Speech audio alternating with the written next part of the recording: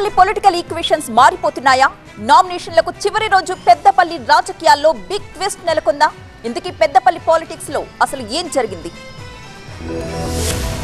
పెద్దపల్లి రాజకీయాల్లో ఊహించని ఝలక్ తెరపైకి వచ్చింది. పెద్దపల్లి సిట్టింగ్ ఎంపీ బొర్లకుంట వెంకటేష్ నేత రాజకీయ భవిష్యత్ గందరగోళంగా మారింది. ప్రస్తుతం వెంకటేష్ నేత పరిస్థితి జంప్ కొట్టు టికెట్ పట్టు అన్నట్టుగా మారిన, టికెట్ ఇవ్వాల్సిన వాళ్లు చేతులెత్తేస్తుండడంతో ఏం చెయ్యాలో తోచిన అయోమయంతో మరో పార్టీకి వెళ్లాలనే ఆలోచన వచ్చినట్టు తెలుస్తోంది. ఈ క్రమంలోనే వెంకటేష్ నేత బీజేపీకి టచ్ లో వెళ్లడం రాజకీయంగా కలకలం రేపుతోంది. తెలంగాణలో రాజకీయ పరిణామాలు మారిన వెంటనే వెంకటేష్ నేత బీఆర్ఎస్ నుంచి కాంగ్రెస్ లోకి వెళ్లారు. ఢిల్లీ వెళ్లి కాంగ్రెస్ పెద్దల క్రమంలో హడావిడిగా ఆ పార్టీలో చేరిపోయారు ఆయన. టికెట్ పై హామీతోనే కాంగ్రెస్ లో చేరినట్టు ప్రచారం జరిగిన పెద్దపల్లి ఎంపీ టికెట్ వివేక్ వెంకటస్వామి తనయుడు వంశీ కృష్ణకి ఇచ్చింది అధిష్టానం. కేవలం ఎంపీ టికెట్ కోసం కండువా మార్చేసిన చివరికి నిరాశ మిగిలింది. అప్పటి నుంచి అయోమయంలో పడ్డ వెంకటేష్ నేత చేంజ్ ది వే అన్నట్లుగా బీజేపీ తెలంగాణ చీఫ్ కిషన్ రెడ్డిని కలవడం ప్రాధాన్యతను సంతరించుకుంది. ఎంపీ టికెట్ ఆఫర్ ఇస్తే వెంకటేష్ నేత బీజేపీలోకి చేరతానని కిషన్ రెడ్డికి చెప్పినట్టు తెలుస్తోంది. అయితే పార్టీ హైకమాండ్ తో మాట్లాడి చూద్దామని కిషన్ రెడ్డి సమాధానం ఇచ్చినట్టు తెలుస్తోంది. ఇప్పటికే బీజేపీ గోమాస శ్రీనివాస్ ను పెద్దపల్లి ఎంపీ అభ్యర్థిగా ప్రకటించింది.